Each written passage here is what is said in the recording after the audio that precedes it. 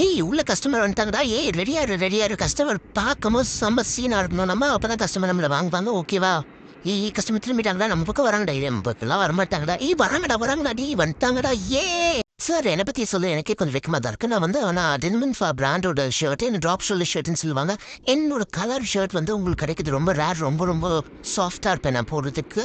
அதுக்கப்புறம் டேய் இதுக்கு தான்டா ரொம்ப பேசக்கூடாது சொல்லுது. இப்போ நான் சொல்றேன் பாருடா.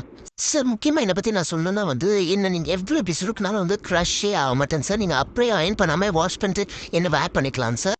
டேய் நீ தான் ரொம்ப பேசினா அதனால தான்டா உன்னை தள்ளி விட்டாரு சார். எனக்கு கையில் எடுத்துட்டாரு. Super sir.